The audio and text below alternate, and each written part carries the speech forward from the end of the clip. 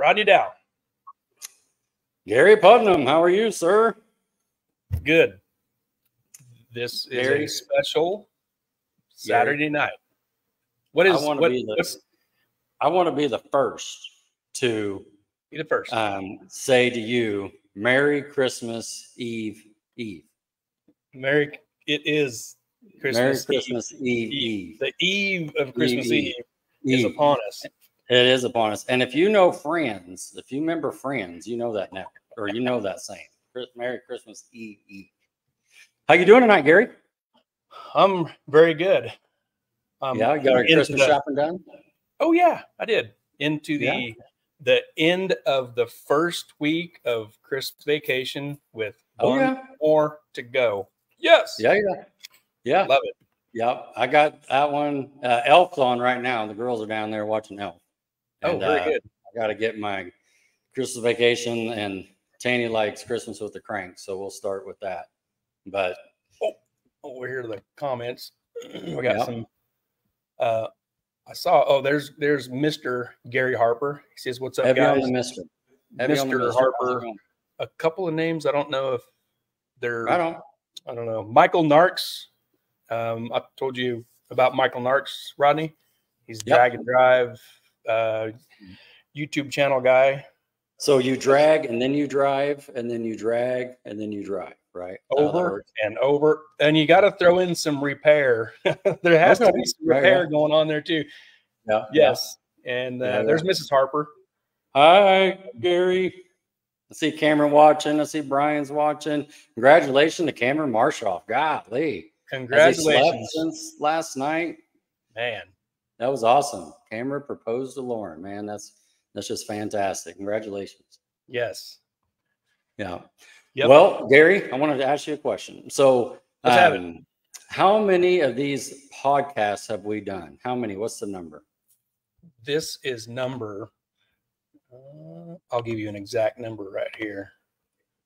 Dun, dun, dun, dun, dun, dun. This is number WDRA, Jon O'Neal. This is number 16. Number 16. Isn't that crazy? 16. It is crazy. And when you thought of this and asked me to jump in on this ride and here we are along. I just can't believe how good it's going. And to talk to the people right now, just want to let you guys know that, Gary and I had to put a little money up to get this going, investment in some equipment and that sort of thing. We also had to invest with StreamYards with some monthly payments. And so we looked ahead at the 2024, calendar year, if you will, or season, or how you want to say it.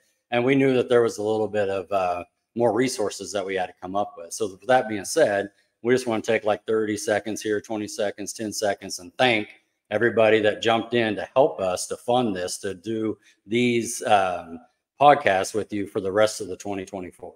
So when you guys are out, racers giving back to the community, remember these people you see on the screen right here. They're going to be on our logos now, just on the side. So we just want to give a shout out real quick to those 4 businesses to help us out. So we really appreciate that. You got anything to add to that, Gary? Exactly what you said. We support them. They support us. I know both of us have done business with all 4 of these great people that are supporting us in 2024. So thanks to them, and thanks to you, Rod, for helping make this a cool, fun thing to do on Sunday night usually. And special occasions pop up like tonight, and then Wednesday night was just kind of a special occasion, but we're just roll with how it needs to be and do it. All right. So who's the guest tonight, Gary? Who are we bringing on there? I think we met Mr. Jon O'Neal. We're going to bring him on from WDRA. Jon O'Neal guy. Ladies and gentlemen, Let's bring him in. Mr. Jon O'Neal with WDRA. How's it going, gentlemen? Yeah, very good. Well. Your title is your official title like director? Director is all we could come up with. Yep. Hey, maybe by the end of this show, we can come up with some different names. Yeah. Well, a challenge. Sure. Yeah. I'm in. If someone can recommend one. It was tough. Previously, I was in a different life. I was a division director for the International Hot Rod Association. Okay. And when we started up the WDRA, it's got a little different philosophy. There aren't divisions. So if there's not a division, it's tough to have a division director, and kind of puts all us guys and gals on an even field, because we all have an equal role in what we're doing. It's more of a family than a hierarchy, if you will. So yeah, director. You're the director. Cool. So just want to, touch base with you. And I know we're going to talk about the WDRA and everything they have to offer. We met you the first time at the Mid-America banquet and got to know you a little bit there. Got to hear you visit with all the racers in the room that day, which was over 200 at the banquet. Mm-hmm. Then, we talked about having you coming onto the podcast. And then luckily enough, a few weeks later, Gary and I met you at PRI again, just kind of happened to see you in the hallway, and we got to speak a little bit for about 30 minutes. And we just like everything that's going on with WDRA. So we just want to give you a platform here. And so let's talk about Jon for a second, though. How did Jon get into cars? Was Jon a racer? How did Jon get into? Jon has been into cars as the son of a guy who, band-aided old Chevys back together to get them back and forth to work. And first car was something that, probably lived in Ohio, so probably needed more body work than anything. But, if I had a car, it needed something. It needed a head torn off and a head gasket, or a timing chain, or, a carburetor rebuild. And that kind of got me into cars and, old Smokey Unic books, and, how to build a hot small block Chevy books, those books you got from Summit Racing. And no, I just, I grew up loving old cars. And, when I was in high school, a lot of the kids that I grew up with were driving newer cars and front wheel drive cars. It didn't do much for me. I'm the guy that cut the mufflers off stuff and put cherry bombs on everything I had. I'm that annoying kid. That's great. 20 some years ago. But no, eventually had an old Malibu, and I bought it with a hopped up motor in it, and way too big of a cam, and way too big of a converter, and way too steep of a rear gear. And it was too loud for me to hear it slapping around. But eventually one of the piston skirts busted off, because it was like 47 over with 30 over pistons in it. So it was, it didn't last long. So that was my first engine rebuild with my best friend in high school. And, figuring out what I could do, all the old hot rodder tricks of, how to get the most out of OEM or OEM type parts. I was a high school kid, I didn't have money for Go Fast goodies. And this was pre LS days. Oh yeah. No. Yes. Yeah. We're talking late 90s. Yeah. Right. There were LSs then, but not, not within my range. Right. No, just laying around the junkyard. Yeah, sure. I scraped together enough money to buy a set of decent heads, RHS heads, back from when they were imported from Australia, steel. But, I put together a screaming little motor with the help of a Circle Track guy that I knew. Again, Circle Track guy, it had way too big of a cam in it. But a 3/4 race cam. Yeah. And then ended up taking it to Dragway 42, which is a local drag strip of mine. Back when it was. Is that in Ohio? That's an Ohio track. Yep. Cool. It was one of those old timey mom and pop places when I was growing up, and 3 of the 5 lights worked in the pits, and 1 of the 4 speakers worked. And but it was home. It was where I went, and I just went to test and tune nights, and started learning about tuning on a real basic carbureted car, and playing with tire pressures and messing around with different shocks. That was about all I could do. It was a completely stock street car. Luckily, never got into racing. Okay. I was just a car guy. I was a car nut, but that was it. And then fast forward to the end of college, getting ready to graduate with a communication degree, and still loved cars. Right. My apartment, in between my apartment and the college that I was commuting to, was the Talmadge Summit Racing Equipment store. Oh, you can see it. There's a bridge, there's like an overpass, and you can see it just over the concrete embankment. And of course I had to stop in there, and they have a clearance shelf in the retail store, and I would just pour through that thing and see if I could find any goodies that I needed. yeah. But that just grew. You know, there was a hot rodder in me. I never really thought about making it into a career. Mm-hmm. I had a guy that worked for me at the college newspaper who was applying for jobs a little bit ahead of when I was thinking I should be doing the same. And there was an ad for a position at Drag Review magazine, which was the old IHRA printed magazine. And it was some PR work and some drag review work, and it kind of fit. It kind of fit my degree and my experience and what I wanted to do. But this guy, I'll never forget, passed it on to me and said, you know, you're into cars. This is a car company, and I think you should apply for this one. And I looked it up. It wasn't advertised as part of the IHRA, I don't believe, but you know, some internet searching at that point was, you know, led me to learn a little bit more about what they did. They the ads very specifically said, don't call. Okay. Just send a resume and your portfolio and references. And on blind faith, I realized that it didn't say anything about not showing up. There's some loophole in what the ad said. So that was the IHRA office in Norwalk was maybe an hour and 20 minutes from where I was living, and put together a portfolio and drove over there and knocked on the door and said, I'm applying for the job, and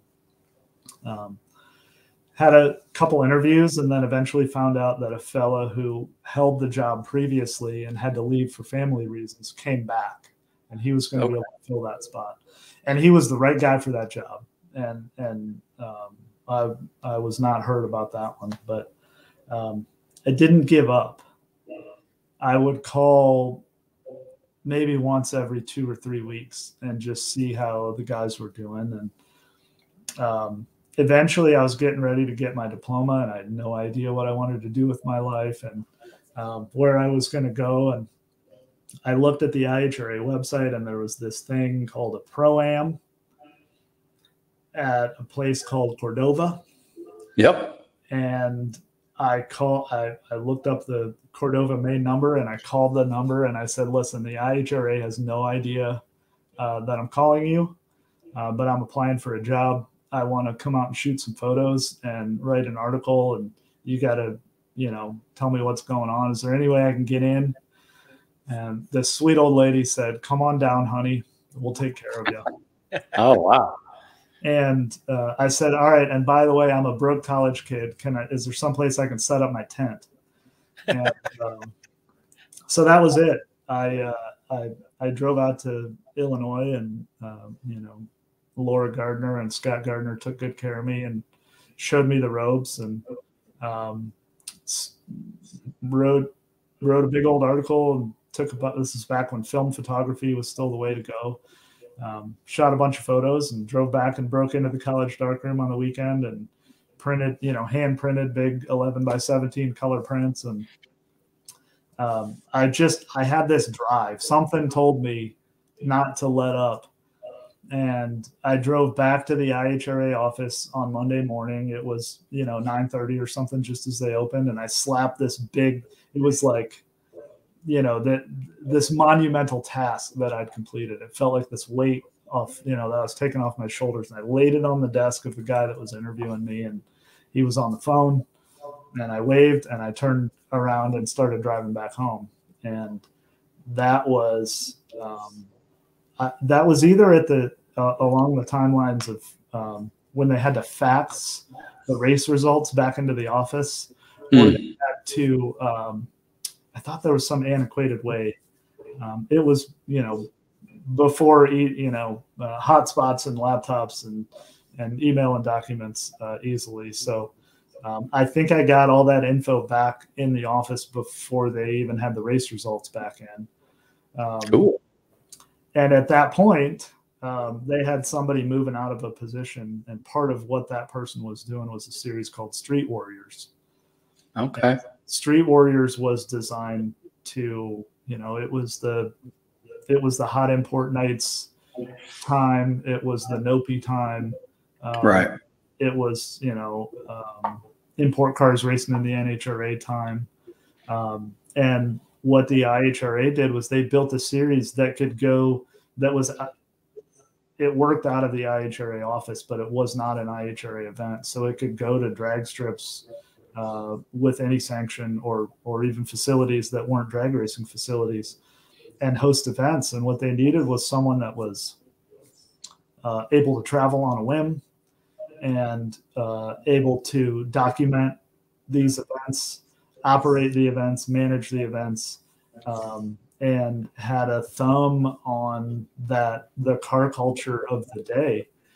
And I think that in that one epic road trip that I took to Cordova, I proved most of those things, besides, the lack of knowing how to operate a racing event. Kind of hit a home run out of the blue.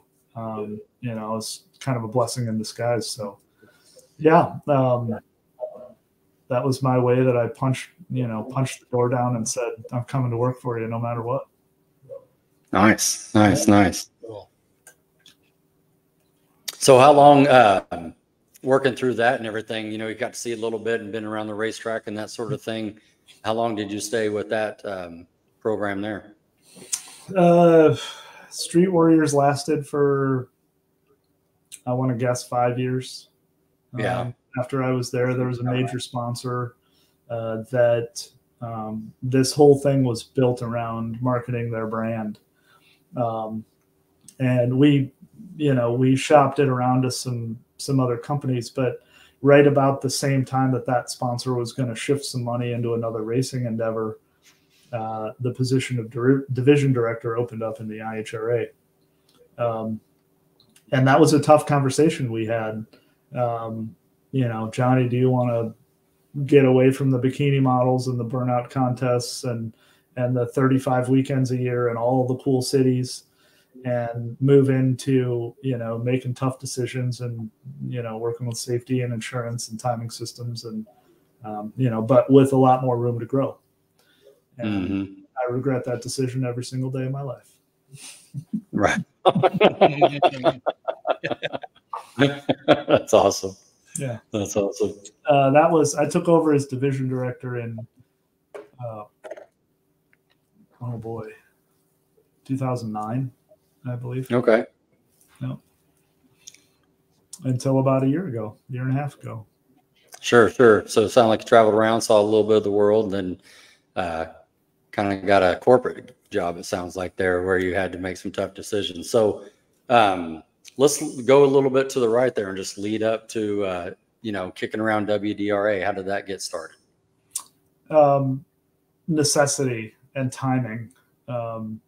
The WDRA is the brainchild of us. And when I say us, I mean me and a very small group of individuals that worked at the IHRA the last few years and did not have the opportunity to buy the company when we wanted to, when it was being offered for sale. The IHRA had been passed through, I think I went through 6 owners. I think I came in the time when it was moving to a 7th.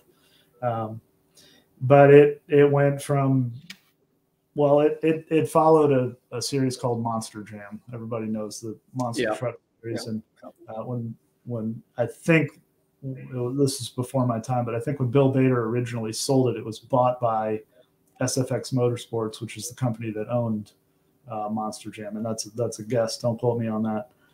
But since then, it moved from these giant companies and corporations, and we were kind of like the tag along. If you want this brilliant, amazing, huge, big money company, you got to take these little pokey drag racing guys too.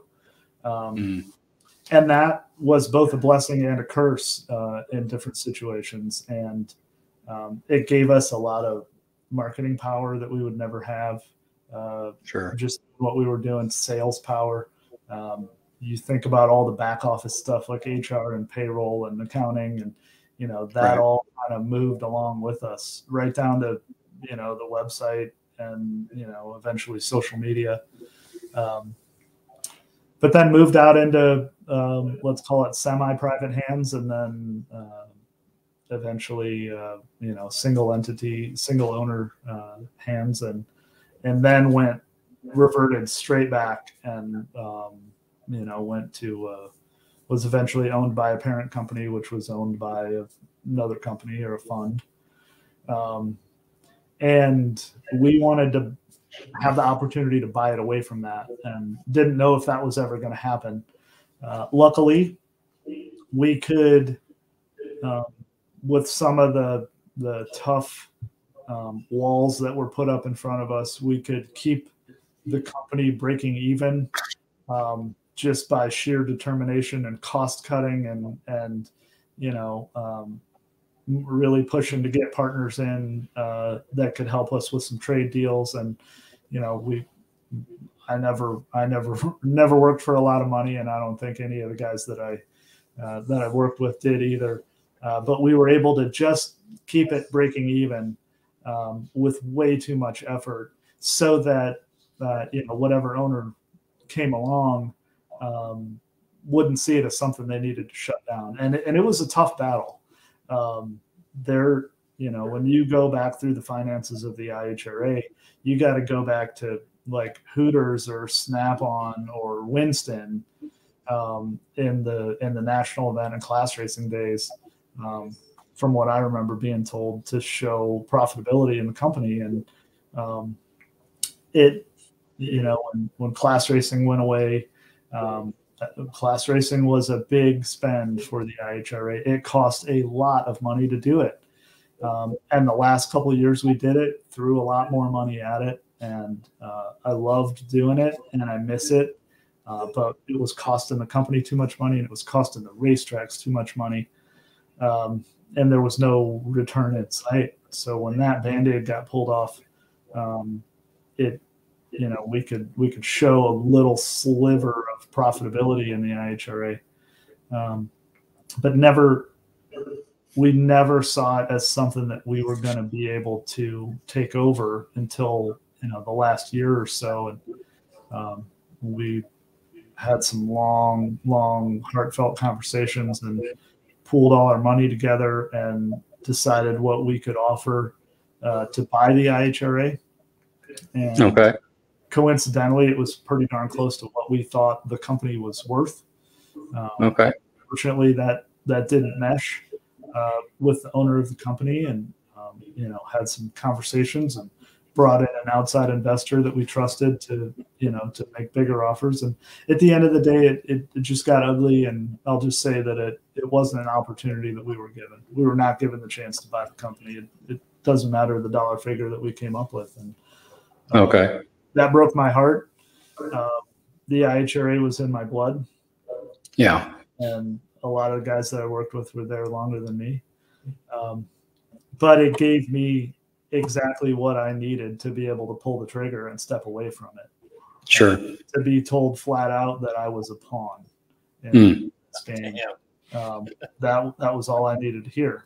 So I wrote my letter, and I very diligently put my 2 weeks in, and helped pack up my own office and pack up the trailer that I dragged around, for over a decade, and fit more crap in that trailer than I'd ever towed up and down the road just to get it to its new home, and said goodbye to it. And that was the closure that I needed. And me and my dudes jumped in, with both feet, and had to start our own thing. Right on. It's been really refreshing to realize that the way we've always wanted to do things is a possibility for us, because we are making waves in this industry by doing what is right for our customers, and we're doing it the right way. And it's being seen. Yeah. Good. How long of a period of time when you and your trailer pulled out of the parking lot to like ink went to the paper that the WDRA is really a real thing? What kind of time frame was that? Late July, and the company started on January 1 with a rule book. Wow. Right on. Yeah. Rule book, website, mission statement, new contracts written from scratch. So is that July last year to January this year? We're a year and a half in right now. Okay. Right. Yeah. So yeah, July a year ago. Wow. So yeah, it was a very quick turnaround. It was not something, I've had a lot of people come up to me and tell me that they think this had to be, some premeditated endeavor, that we had all this set up behind the scenes beforehand. And let me tell you, it was not. I was one of the guys with that communication degree. Somebody I knew where all the commas and periods are supposed to go in a sentence. So I was the guy that edited the rule book since the day I stepped into the IHRA office. And let me tell you, it's a lot different animal to write a rule book from scratch. Sure. Than it is to take something and edit it year after year. But to be able to do things like that and have contracts come out with partners or people that are in our alliance, which is a word we need to get back to here momentarily, and a list of some very reputable drag strip owners and operators that wanted to come on board in this endeavor with us. And it was really refreshing to see how quickly we could put this together. And I don't want to tell you that I slept because it would be a lie. Sure. This day, I'm traveling and working today, and I'm going to be doing the same tomorrow. And that's fine with me. This is my baby now, and this is the baby of the guys that I live and die with. And Don Scott, the founder of this thing, who's been a giant inspiration. His term is, you did everything you can. You did everything you could. You shook everybody's hand and you tried to make a deal. But when that deal can't be made, you jump in the hole and you start counting shells because it's time to go to war. And that's where we're at. We are at war with this industry that has tried to chew us up and spit us out. And the phrase "nice guys finish last" that rings true to me, but I'm not going to let it be the case in this endeavor. That's for sure. There you go. You mentioned earlier the mission statement for the WDRA. Can you just kind of give us a summary of that? I'd have to read it to you, and I'll have to pull it up here. What I do want to talk about, the word alliance, it reminded me when you guys were talking about these sponsors that came on board, and I'm sitting here looking at the logos, and I recognize them all from being at the banquet and from watching the podcast with you and Harper. And the way you described that you'd all used these companies before, it's something very similar to what we're trying to do with the WDRA. And that letter alliance, it helps draw to the endeavor to get everybody to work together. And it sounds like what you have with these sponsors. And I challenge you to call them partners because it seems like that's what they are. These people are partners to your endeavor, and you help promote them and they help promote you, and you all do something that's good for everybody. Let me pull up this mission statement because it's something that we put a lot of time and effort into. And it's actually, this came from, again, Don Scott and his team. Let me see here.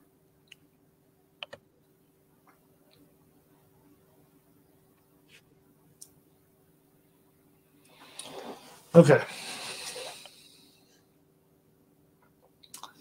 The mission of the WDRA is to provide value as a sanctioning body to racers and facilities through process modernization, unparalleled service, and value-driven partnerships.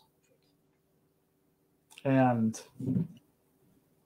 we put a lot of words on paper before those specific words popped out to us, and that's what we stuck with. And when you think about the partners that we're working with, the racetracks that are coming on board with us, and the way racers start to embody our way of doing business once they see that we're there to work for them, I think we're doing pretty darn good at upholding that statement. Yeah. Go ahead, Gary. Here's Eric Yost. He's one of the owners of Mooresville Dragway. Mm-hmm. He's a long-time drag and drive event friend of mine from way back. And he is I don't know if he's your newest, but he's a very new partner with the WDRA with his drag ship in Mooresville Dragway. He says they're happy we signed WDRA at Mooresville Dragway. Good to see him on here. I stopped down and saw Eric not long ago. Doesn't matter if he's the newest. He's, everybody in our organization, they're the most important drag strips in the country and in the world. So he's among the most important. Do you recall in that January the first track that signed with you? I don't. I know we wrote it down. We got a lot of contracts out at the same time. And I think the reason I don't recall is because we had both paper contracts coming in and DocuSign contracts coming in. Sure. And I think knowing myself, I probably forgot who it was on purpose because it may not have been one of the ones that I work with. May have been one of the other directors. Right. Sure. Yep. And Mrs. Harper says the same. Mid-America Dragway is excited to be part of the WDRA. Happy to have you. Happy to have you. Absolutely. When you were talking at the banquet, we were all listening for a little bit. One thing that kind of rang, and I still think about it, and I'm not going to quote it, but you were just talking about that the WDRA is for the grassroots racer. And that's what kind of stuck in my head, and because that's what I am. I'm not going to go race in a national event somewhere. And so it kind of rang to me, and I still think about it today. And so just want to give feedback on that. But any comment on that? Sure, I appreciate it. It's the only endeavor we're going after right now. You guys, and let's look at it this way. There are a lot of people that look at us as just a bracket racing organization, and here we are on a podcast that mainly talks about heads up racing. And I appreciate the opportunity because it seems like you guys and hopefully your clientele, your viewership here understands that the WDRA, we have built an unbeatable bracket racing carrot to hang in front of racers, and racetracks can use that as a marketing tool. And the reason that it's all about bracket racing is because bracket racing is about the only thing that we've found that we can build into a national program, an international program that will work in any little pocket of racers anywhere. You can make a bracket race look the same anywhere you do it. And the difference, if you're having trouble following me, if you take whatever a small tire heads up race looks like at Mid-America Dragway, and you go and look at a heads up small tire race in Western Texas or Southern South Carolina or Northern Florida or at US 13 Dragway in Del Mar, Delaware, they are going to look vastly different. And you're also going to find people that are not historically used to traveling for events, but not necessarily traveling to follow a series, nor doing, world championship or regional championship type events at the end of the year. I think there's a market for every type of drag racing that happens at every drag strip. The dilemma is I can't build one big mousetrap that works for every drag strip in anything else but bracket racing, especially right now with how we've started this company. So our focus is not on bracket racing. Our focus is on the service to the facilities. And with that comes the service to the racers individually. Bracket racing just happens to be one thing that we use to market our brand to to drag strips to help make it, you know, safer opportunity for them to operate, cheaper, more efficient opportunity for them to operate, and give them the hands-on help that they need. And the reason that that shines so highly with, I don't even want to say grassroots racetracks, let's say non-national event style racetracks. Because let's face it, there's a Coca-Cola in this industry, and that Coca-Cola is the NHRA. And it is an unbeatable brand, and it is a marketing powerhouse, and it is a brilliantly run operation. But there's also a guy or gal that kicks the gate open and mows the grass and answers all the questions on the answering machine, runs the Facebook page, preps the track, hires all the staff, puts the schedule out, sells every sponsor, markets every race, and then is probably standing at the head of staging when every pair of cars go down the track. And that little mom and pop drag strip, all the way up to the mid-level drag strips and even into national event style facilities, if there's a company that can work for them and bring alliance members, alliance partners to their business to help them save money on what they do, give them an easier process for licensing and memberships, and insurance program that helps protect their business and their racers' pocketbooks. That's what we want to be. So we get, you know, we are going to be the we are going to be the small fish in this pond for the rest of my career, as far as I can see. And I'm completely fine with that, because with that moniker usually comes the understanding that we're the people that care about the little issues that the little guys have. And a lot of racers often feel like they're the little guy in this industry. And everybody that runs a racetrack up and down a drag strip, they're not the little guy to me. They're the hero of the day. Those men and women that work their 9 to 5 to drag their car out on the weekend and have fun at a drag strip, they're the people that we need to keep this industry alive. Because if they're not there, then there's not a big bucks bracket race that can come in once a year and save the day. There's not a jet show that can come in once a year and save the day. There's not a heads up race that can come in once a year or once a month and save the day to keep the doors of the drag strip open.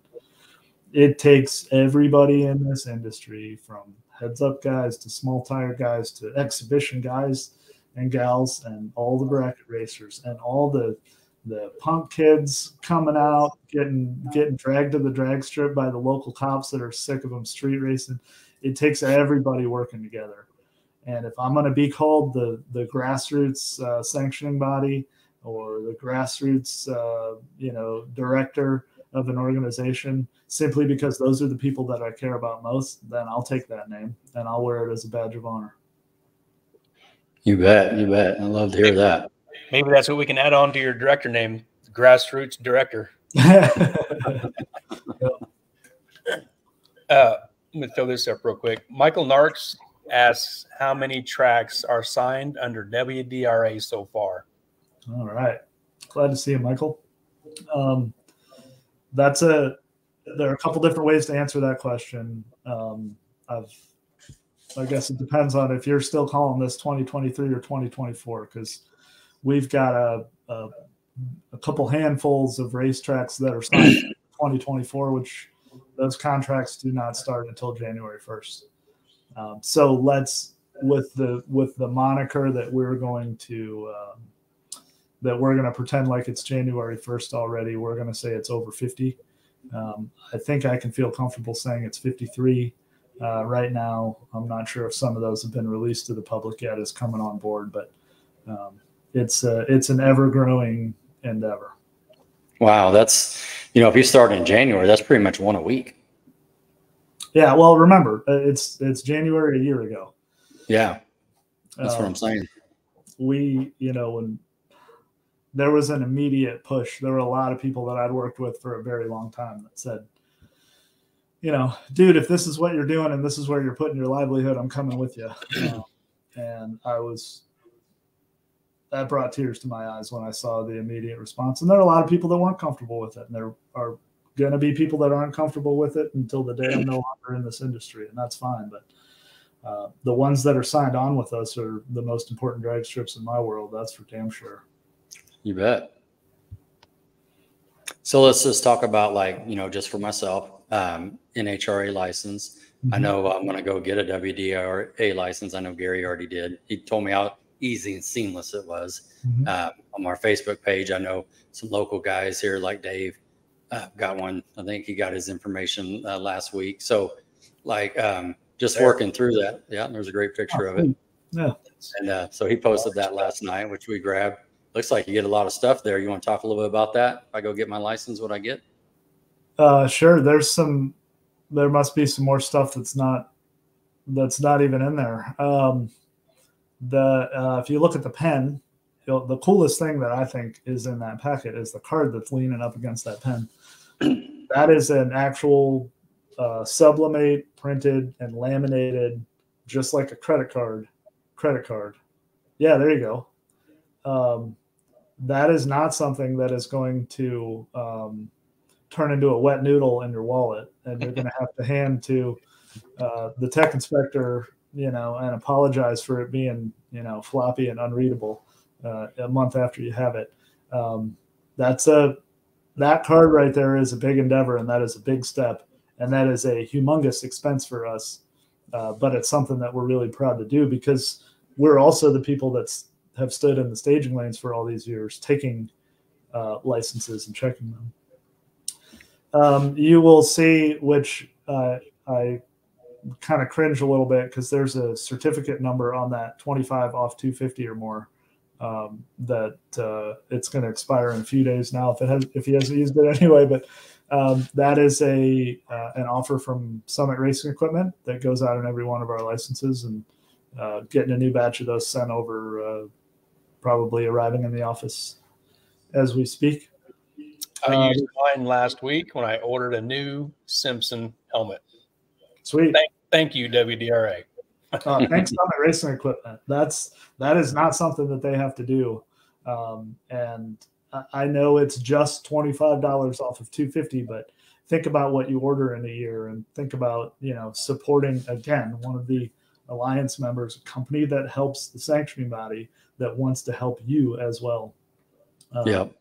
There's also access, I guess the instructions to access your ability to have a pro shop account as a racer. And what that does is it gives you exclusive pricing from Summit Racing Equipment that you can't get if you just go to the website and look it up. And that right there is worth its weight in gold. Definitely. Yeah. Let me see what else you got there. Okay, so the WDRA decals. Here's a big one. It may not seem like a big deal. Those decals are not 14 cents worth of sticker paper. Those are 43 cents worth of 3M air release vinyl with a laminate over the top. And those decals are vinyl. Those are high quality, and those are printed within the United States, and they cost multiple times more than the sticker paper ones that you're used to seeing in the industry.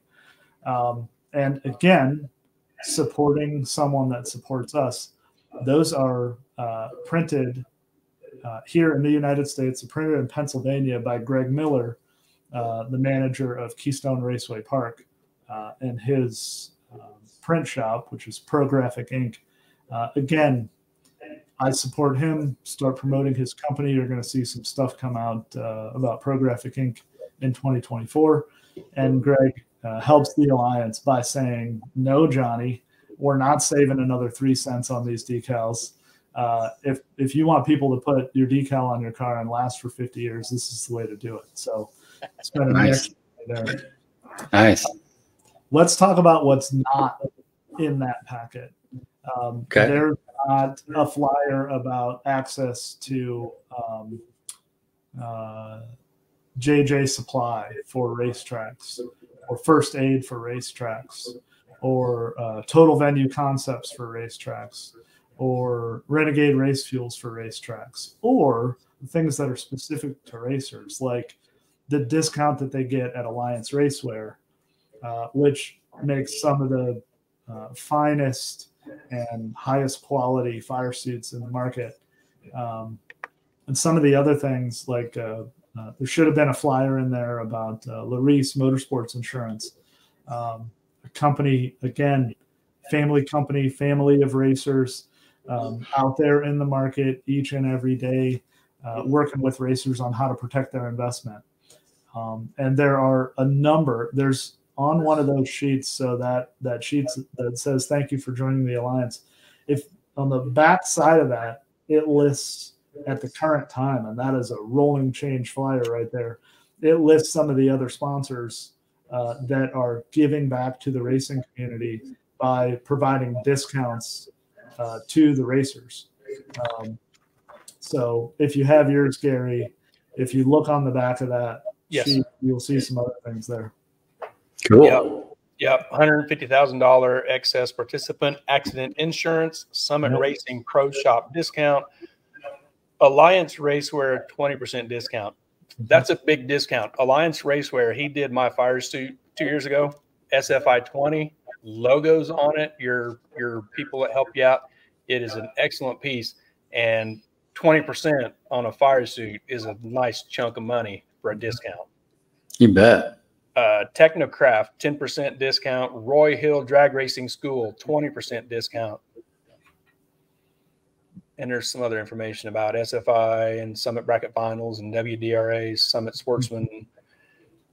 Yeah, really cool stuff. So that list is growing by the day. And it's a rolling change on those cards that we need to keep updating, but access to get exclusive discounts. Technocraft, Brian Hope and the team there, they'll build custom cabinets for your trailer, even for your garage at home. But the way they do it, he wanted to offer $1,000 worth of cabinets to the world champions this year once we finish the world championship.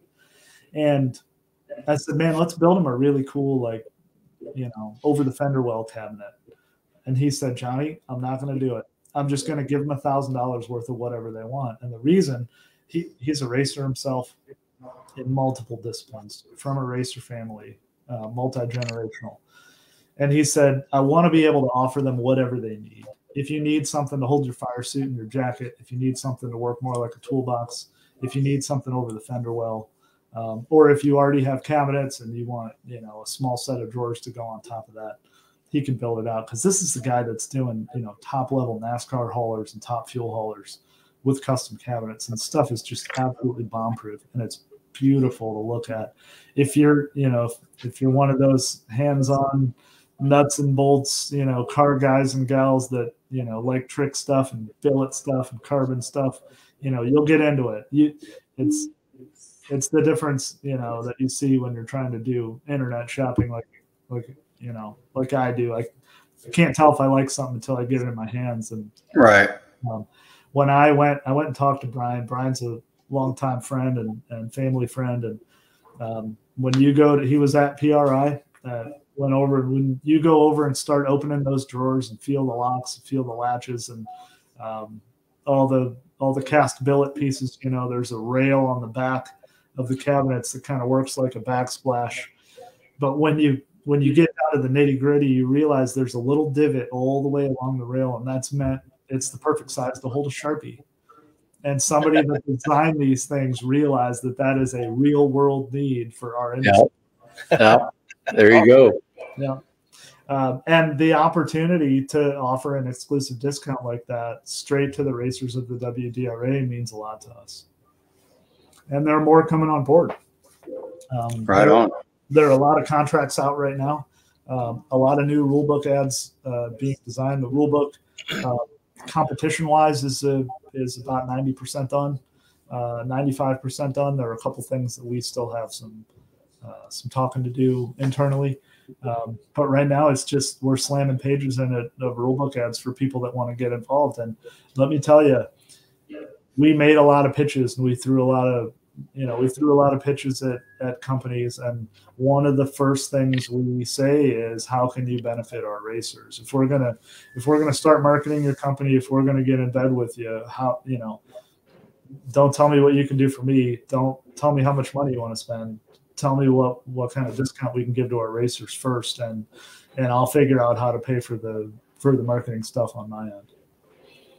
Oh, that's great. And then my understanding is some of that money actually goes back to the track as well. Yeah, we're running. This is a special endeavor that we're taking on to A, try and give back to the industry, and B, make a racer feel better about spending their money for a license. And I'm going to say a dirty word here. Don't boot me off.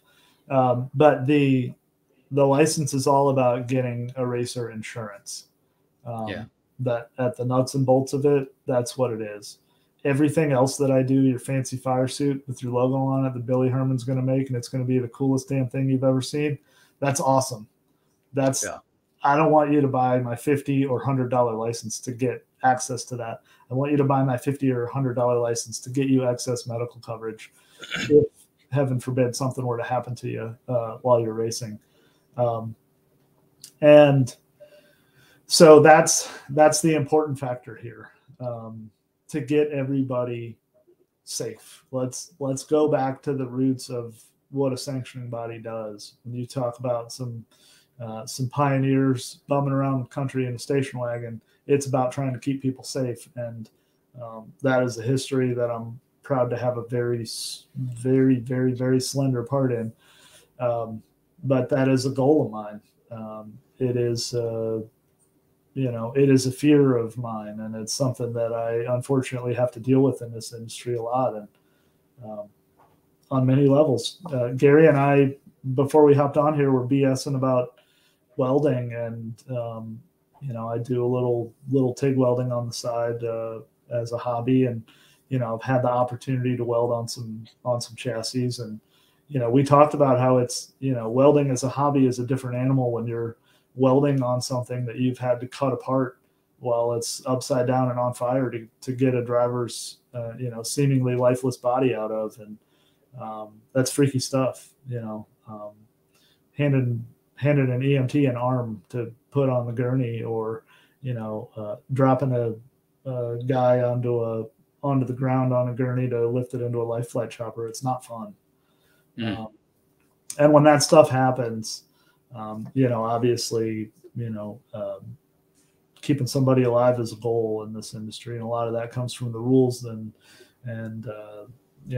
safety of how the cars are built, how the parts are built, and all the testing that SFI does on those parts, and chassis certifications down to tech inspections and SFI certifications for the inspectors. And that's the nitty gritty stuff that happens behind the scenes of the sanctioning body that nobody really wants to hear about.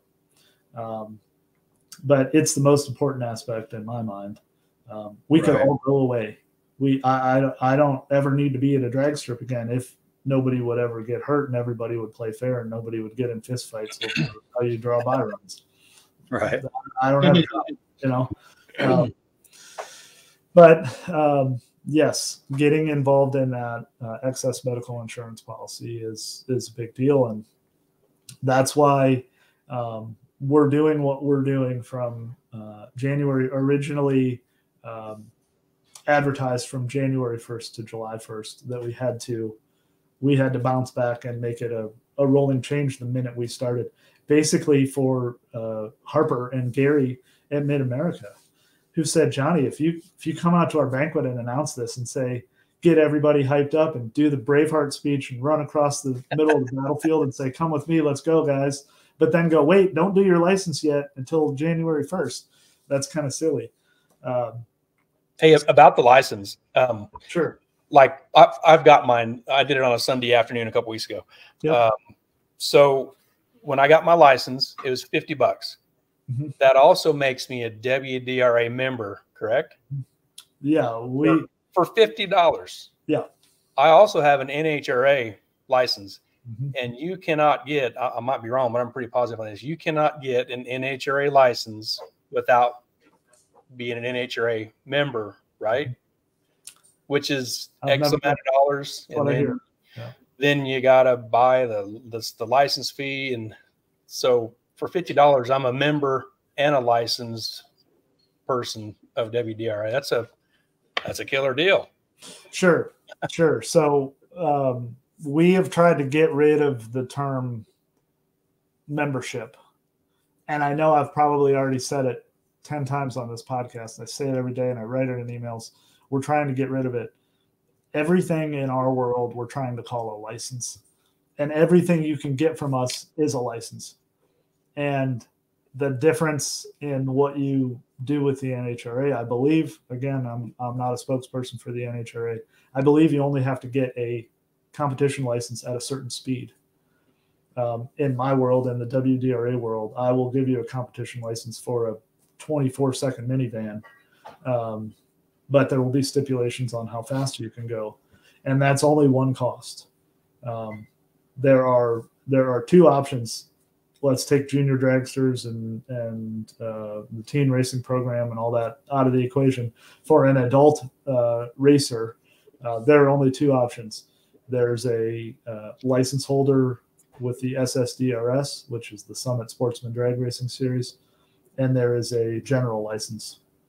The general license gets you into the insurance program. You could call it an insurance-only license, if you will, although it comes with all the perks, like you read on that card from your license, as if you were a member.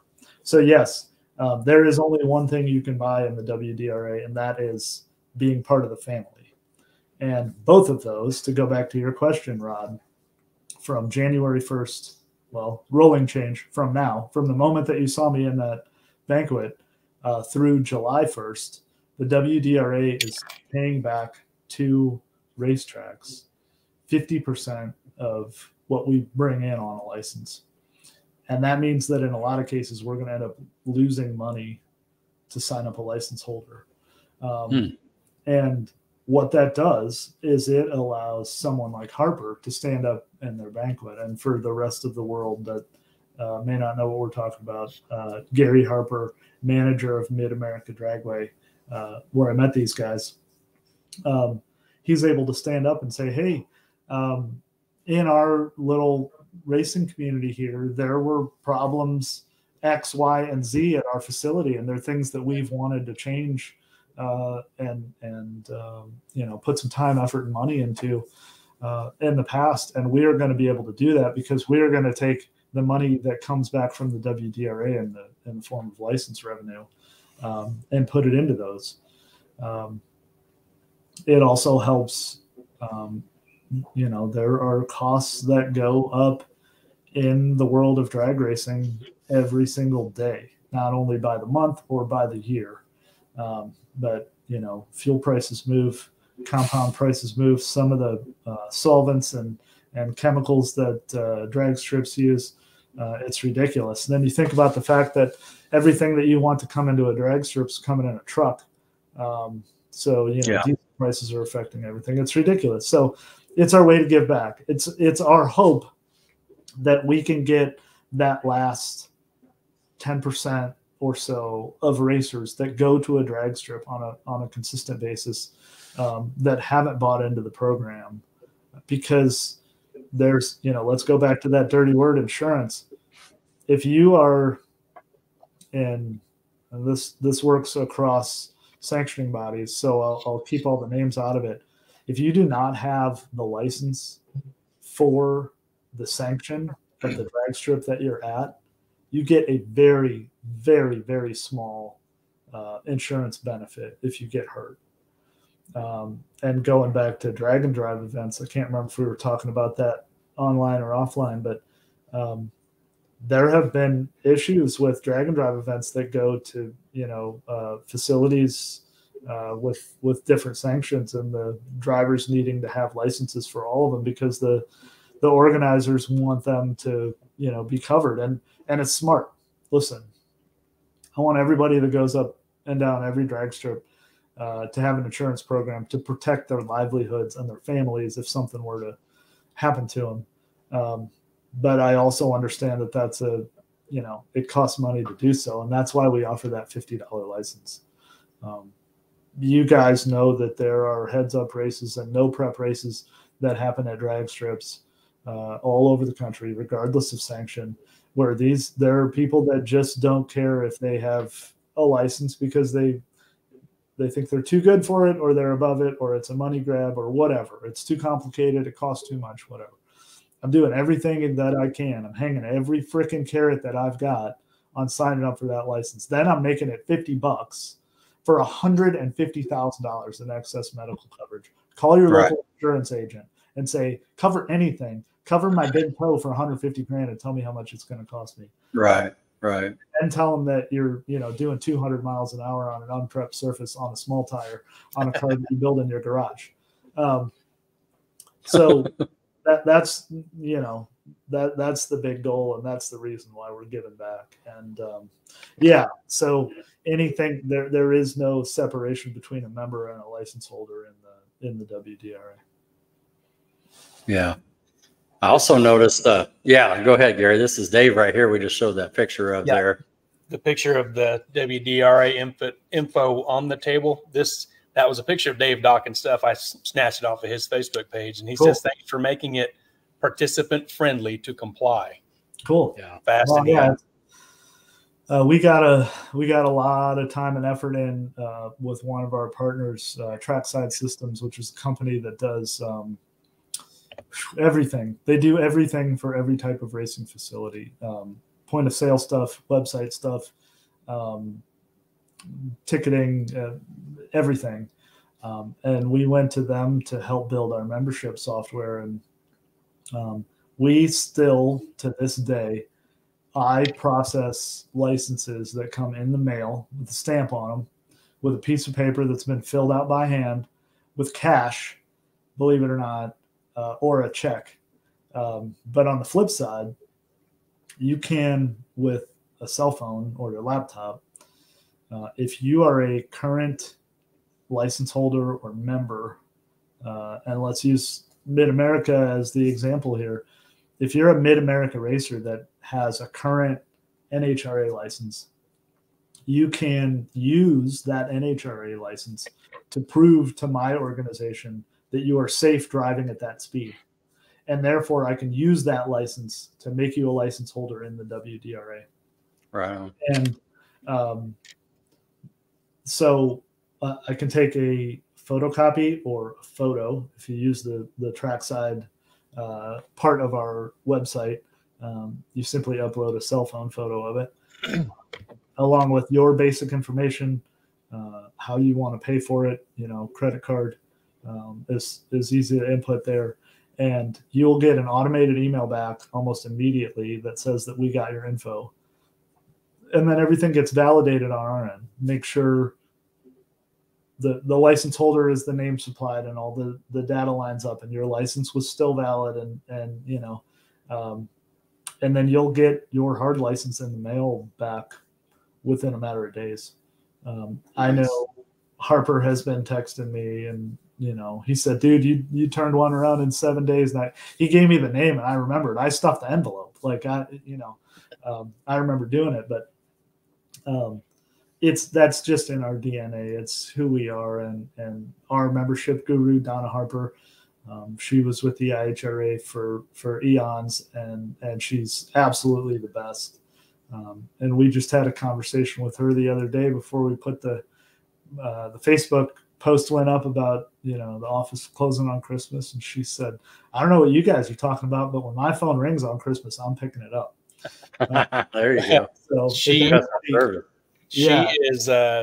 is who I got 2 emails from on a Sunday afternoon when I filled all my stuff out, and it was Sunday afternoon and it was all done. Yeah. Wow. It was that awesome. Quick and fast. Yeah. Cool. I mean, we're in the time and age where you can't say things like she. You cannot call Donna a she because Donna is a robot. Donna is, Donna does not stop. Donna is pure machine, and she is my freaking hero. That is for sure. Right. Cool. So if anybody calls Donna on Christmas Day, please wish her a Merry Christmas. There you go. So let's switch gears for a second.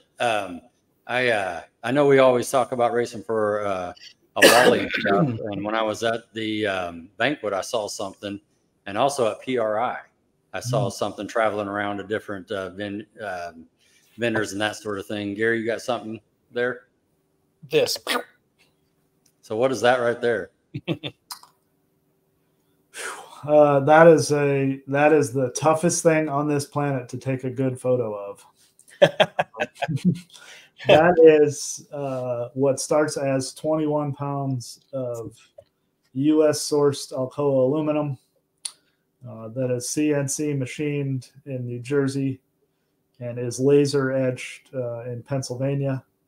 That is 100% sourced and produced in the United States of America. That, because we could not come up with a better term for it, is the rod. And the rod is again the culmination of a dream. We had, in a previous life, we had some trouble getting some trophies during some shutdowns because they were coming from overseas, and it was stuff that we didn't realize was coming from overseas. Parts of it, and kind of boggled my mind. And we went back to the drawing board and we said, what do we want a trophy to look like? And there's a lot. The rod is what connects the vital engine components, and you can go deep and you can go woo woo, but what it is it's the coolest fucking thing in this industry that you can give to a racer. That's what it is. Hey, you know what? Right.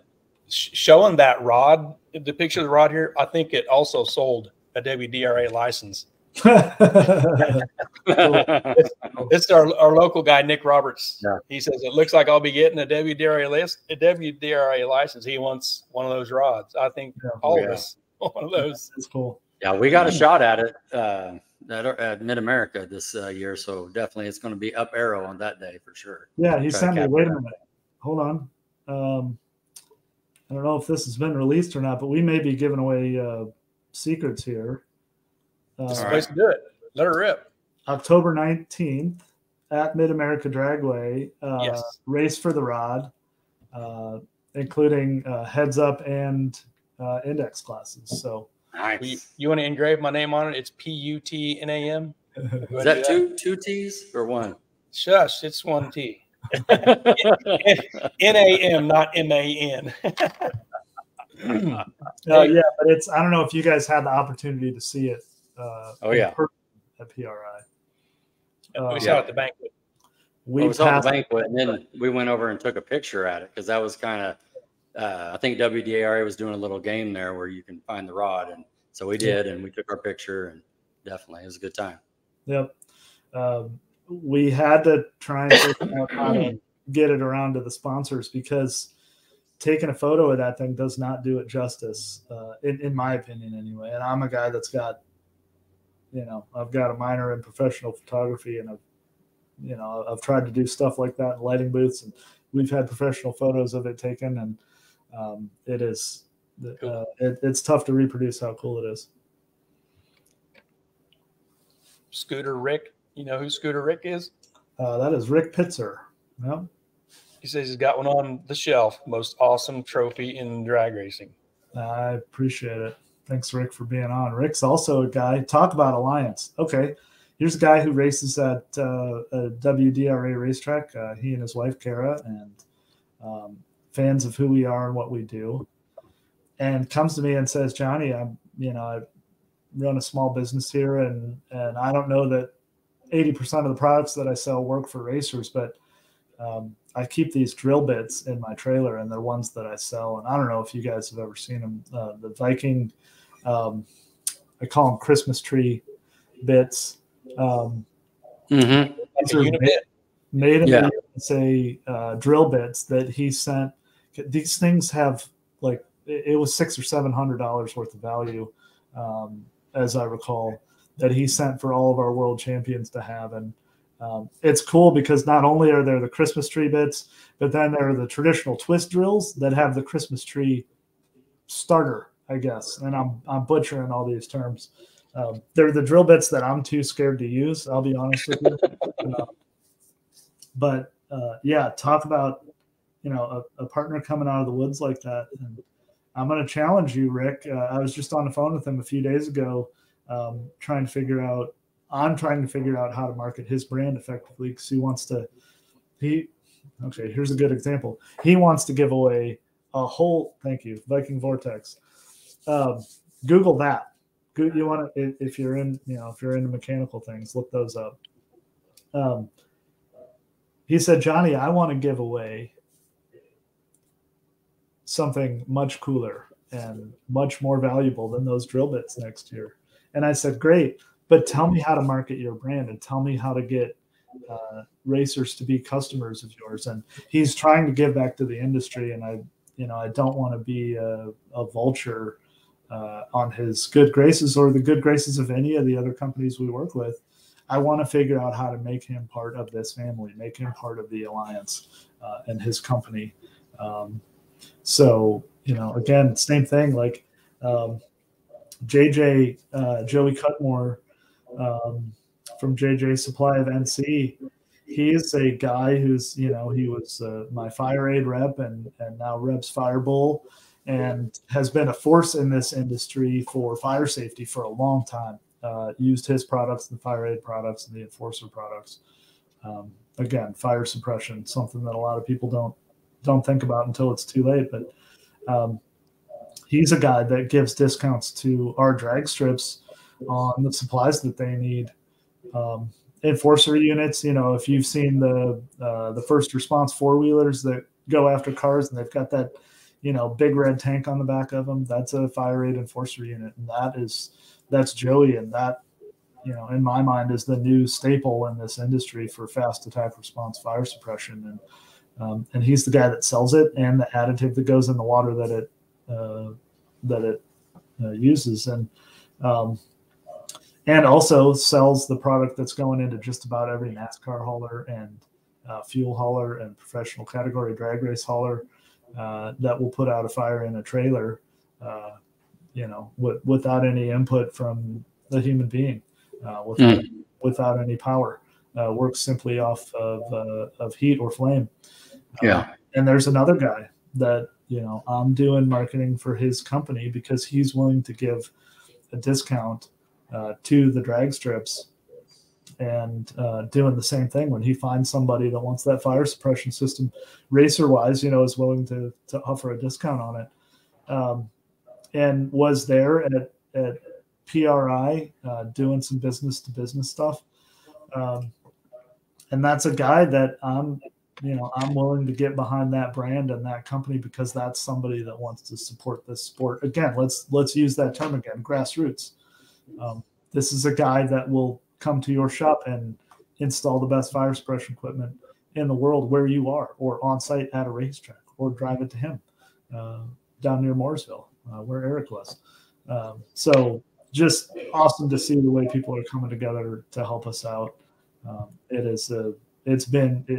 look at what we have had to do in the last year and a half or so on paper, and it is an insurmountable task, but the help of these companies putting together the systems and offering what they do, it's made it an easy task. Oh, that's great. So you said, 52, 53 tracks have signed up, and, let's start talking about the bracket world for a minute. Got my license, got all my paperwork in order. Now I'm racing for points. And at the end of the season, in the bracket world, I know we usually go somewhere to have a big race off, for the championship. Sure. Talk a little bit about that. Sure. If you are not a traditional bracket racer, and you're on this podcast, there's think about it like the regionals and the nationals.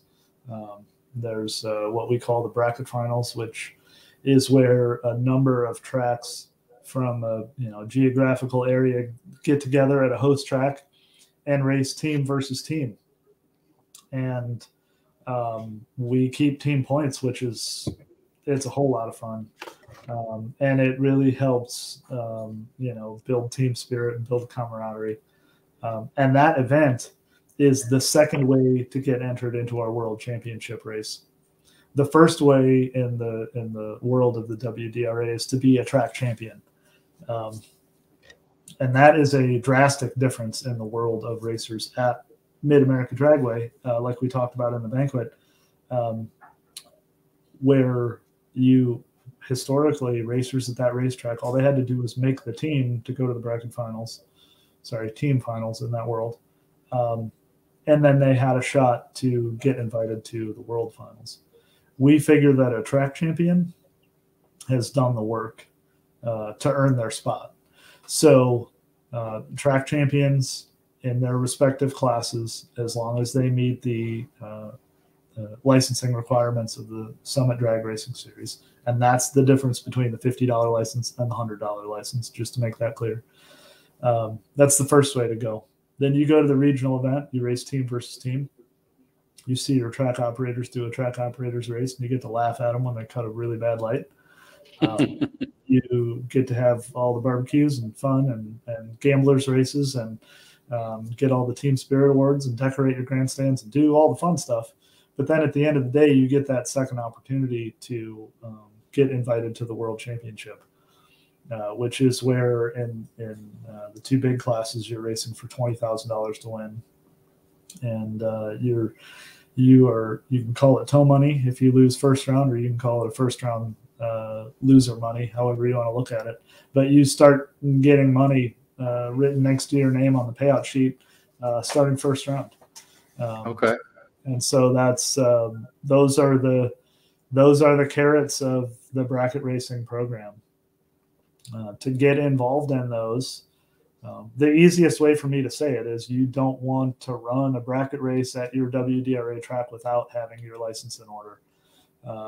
There are stipulations, about getting in at different events. As long as you have your license by a certain day, which is in July. But forget all that. If you're racing at a WDRA racetrack and you have any opportunity to race at a points race, you want to have your license before you do that. So right. your points count toward it. Okay. No, that's good. That's good. Yep. Any comments, Gary, coming through? I got something real quick. I just remembered, I've got an NHRA and a WDRA. What I just remembered, I noticed with getting your license, I didn't have to provide a physical. Mm-hmm. And that saved money also. I think the last physical I got was like $160 or something like that at this other clinic, a quick little clinic you dive into and it gets done that way. But that costs money too. Mm-hmm. Yeah, there will be, there are going to be differences right down to the chassis cert program, which if the car's still sitting behind you in pieces with the big block Chevy sitting off to the side and the new fiberglass nose sitting on the roof, then there will come a day where you start thinking about a chassis certification, and it's actually due also. So okay. That'll be Mr. Harper's job. Yep. He'll take care of that. That's something that we're lining Harper up with to be one of our inspectors, and that's going to be a little less than half the cost of what you've paid previously for it, and yes. It's going to be a 3-year cert, regardless of the speed.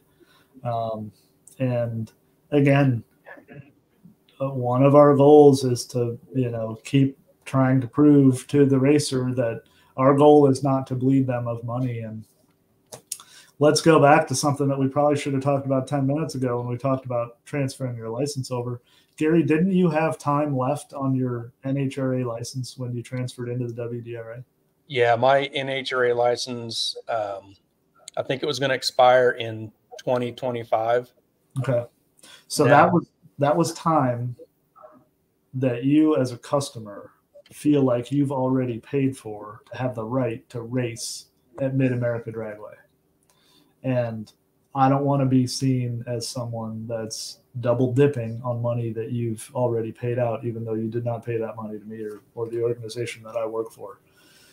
So what we're doing is we're eating any time a racer has left on their license, and we're adding it on to the year that you bought from us. So your license should have some astronomically long time frame on it that you paid $50 for, and 25 of that I'm giving back to Mr. Harper. March 31st of 26 is that. You might actually be the person that wears that card out. So when you do let me know, and I'll know. You know what? I got to keep my car together longer than I'll just leave it at that. You saw the mess back here. And Mrs. Harper just wanted to add too that the juniors are part of that program for the ET Finals and World Finals. Sure. Junior drivers. Yep. There are a number of things, and I appreciate the way the Harpers communicate because they do not let up on me. I bet you that text message popped up on my cell phone here, because there are a lot of things that are different in the way that the track has operated with their sanctioning body and the way it will now. In my opinion, in my very biased opinion, the track will now take part in those things the way it should be. I hope that the racers and the management feel the same. But here's the key. If you don't, I want you to tell me about it. Because if I'm not doing something that feels like it is to the benefit of the racer or the racetrack, then I'm willing to take a look at why we're doing it and whether that's the right choice or not. Okay. Quick question. In the future, and I, just thinking through things with being the grassroots racer, you think you will ever have a world finals for any kind of heads up or no prep type situation? Any kind of sanctions about any of that? I don't want to say no. I don't like saying no. I will say that is not anywhere near any of my our organization's goals right now. Okay. And we could do it. It would be tough. We actually started to look into a process. I don't want to say a process, an operational set of guidelines on how we could make, a small tire endeavor work outside of any specific regional rules. And it was something that we were working on with an outside source. We even actually developed a logo for it. And I think that logo got snuck out onto the internet. And it's something that we may bring back. But here's the thing to remember. When you take different series or types of drag racing that, in my opinion, are positive and good and great for the sport, great for the racer, great for the facility, and you slap a sanctioning body's name on them, that can bring some unwanted views from racers. If you have a heads up race or a no prep race or a small tire race that includes a sanctioning body's name, there are racers that are simply going to shy away from it because that's not part of the feel or the vibe of what they're trying to do. It's kind of like, televising street racing that is not happening on the street and still calling it, because the minute you put it on a drag strip, it's not cool anymore. It's just drag racing. There's no outlaw anybody and nobody's got to run from the cops, so there's a way that it could be done. We've got some pretty good brainstorming hours behind it, but there's a lot of effort into something that's not going to help every racer that I've got. My effort right now is to help grow the membership database, to get people, safe. The phone calls that come in from drag strips that want to work with our sanctioning body, the amount of growth we've experienced and the racetracks that we've put up on our Facebook page and on our website, in the last few weeks has just been astronomical. And that's where a lot of our effort's going to have to live for a long time. But it's not something that we couldn't do. But here's what I'll challenge you with. It's going to take a lot of money to do it. It takes a lot of money to produce a world championship bracket racing program. It's, we're giving away over $250,000 in cash and prizes, and $200,000 of that is money. Nice. So that money comes from somewhere, and that money comes from, business income, but it also comes from sponsors. So here's the deal, Rod. You come up with the sponsor, you come up with the purse. I'll bring you the rules, and we'll make a series. Man, I tell you what, don't threaten me. It was funny.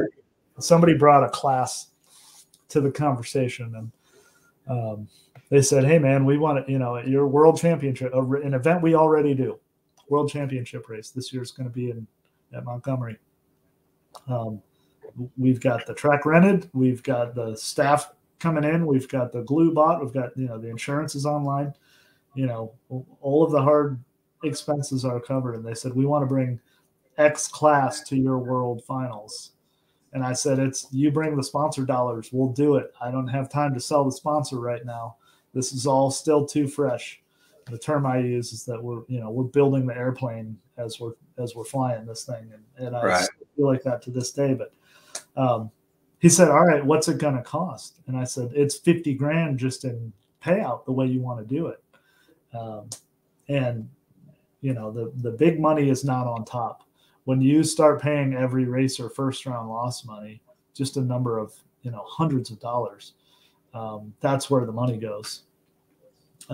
Especially at a no entry fee race.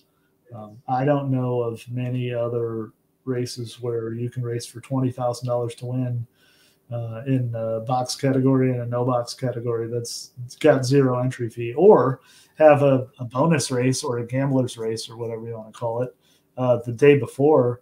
That's a $5,000 to win, winner take all race for zero entry. I mean, that's it's unheard of, and that's the kind of stuff that we are able to do when we go to these. I go to Renegade Racing Fuels and Lubricants last year and say, "I want to put your name on one of these classes. It's going to fit what we're doing," and they put together a glue deal for my racetracks, and they paid that bill. I go to American Race Cars or Wild Willie's or Larice or Suncoast and say, here's what I want to do. Travis at American, a friend of mine and a business acquaintance, and he said, "What can we do to help?" And I said, if you've got $5,000 for me, I can show you that every single one of those dollars is going to go to a racer. And he said, "What does it cost?" And I said, $5,000.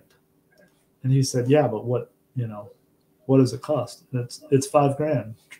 It's every dollar that I put out. He's challenging me to make more money selling that sponsored position that he was in 2023. He said, "Dude, if you can make more money selling that to somebody else, do it." And I said, "No, I'm not taking another dollar for it. That is the $5,000 spot, and every dollar that gets put in goes straight back out to a racer." Right on. So that's what we're all about. That sounds good. So I see you got that hoodie on there. You sell any of those without the official on it? Not yet. We have sold WDRA merchandise at events so far, and only at events. There were a few events that we co-promoted with racetracks last year, and at our bracket finals, we had an event-specific shirt, and at our world finals, it's coming soon. Again, just the steps that have to be taken to do every little aspect of running this business. It's a lot of work, and we are a very small company. We like it that way. We use a lot of subcontractors to get work done that can be shoveled off to someone else. But we are a very small and tight-knit group. It keeps our expenses very low. It keeps the decisions very easy to make. We have all worked in, for a number of corporate owners that, it may take 7 or 8 days to get everybody's opinion on an email that gets sent out in some giant corporate decision that has to get made. We do it in 4 minutes on a group text message, or we all jump on a phone call together. And, we changed a rule not long ago that's going to be in the rule book for 2024 in 3 minutes. Harper threw one at me. "Hey, dude, this is wrong. The math on this is wrong. It shouldn't be this way. Do it this way." And I went, "Oh, crap, here we go. And got my dudes on the phone and said, hey, here's the reference for what we're talking about. Here's what the industry standard is. Here's where we are. Do we need to make a change? Yes. Okay, done. We're done. Make the change. Nice. And I'm not saying that I change rules for track operators. I'm saying that if a track operator brings up a mistake, I'm not afraid to take the blame on it and make the change, and give credit where credit is due. But that is all stuff that we have been craving. Performance reviews with someone in an HR department that doesn't understand why we travel the way we do and why I need Monday off because I got home Sunday night at 3 a.m. driving a trailer through the middle of Amish country after, being up working, 18, 20-hour days, standing in 150-degree asphalt and getting rained on and yelled at. And, I'm done with all that. Yeah. We are a very small organization. And again, going back to that Mid-America banquet, I've talked to people that work in field offices of sanctioning bodies that have more people in one regional office than we have in an organization. Historically, I don't know if that's still how they run their business, but I want to be able to be tight and lean, and work hard for the customer and be on first name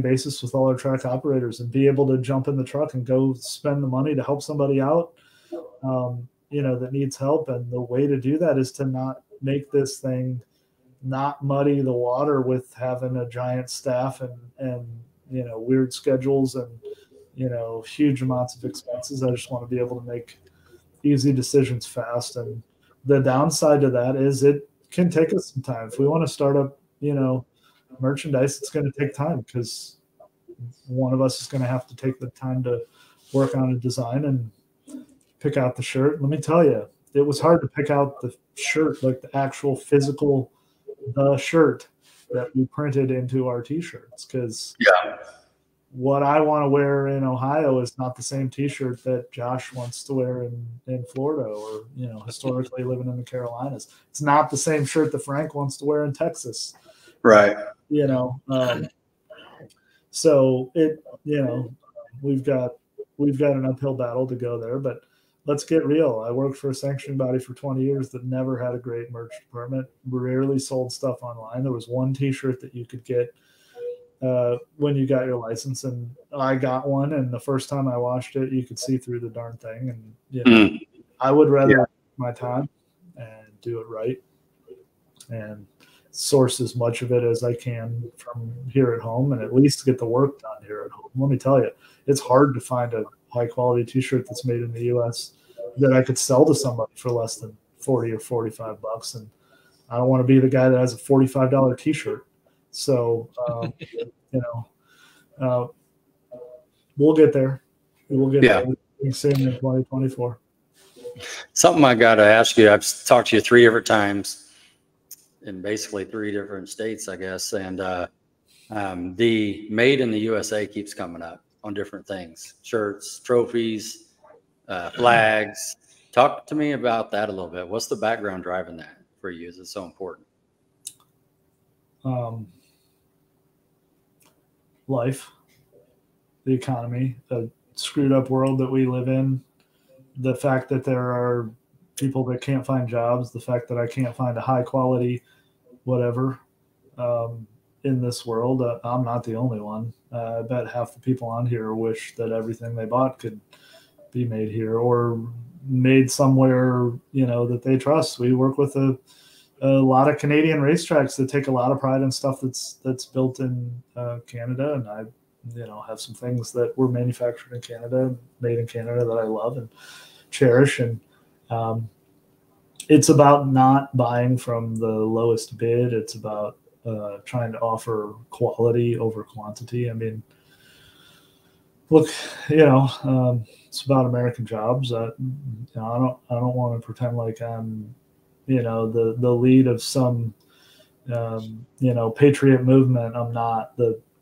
coffee cup I'm drinking out of was not made in the United States. This hoodie was not made in the United States. The computer I'm talking to you on definitely was not.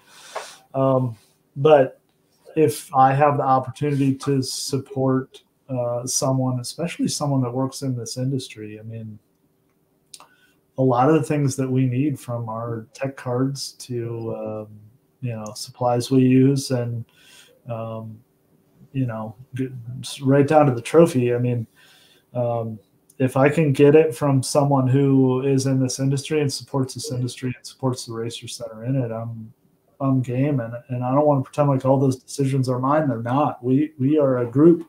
We are in alliance, and there are other people with me that you know, that push for the same thing. So there's no, you know, I'm not going to pretend like I'm a guy that can change the world. I just, if I have a choice to pay 20% more for something that, you know, kept somebody in the middle of Paducah, Kentucky, or the cornfields of Iowa in a job, I'll make that choice. And that's just my, you know, the way I live my life. Those are my personal decisions. But I don't ever want to run out of trophies again because the ship is parked offshore. Right. That will not happen. Right. There's a car guy and there's a track manager that are able to make an honest living helping this company produce those trophies.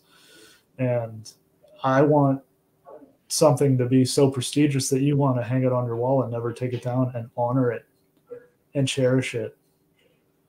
And the fact that it came over on a cargo ship from a country where it was made by the lowest bidder, where someone in a slave labor, you know, industry made it for 12 cents and can barely feed their family. And that product can't be made here in the United States anymore because all the machinery was sent over.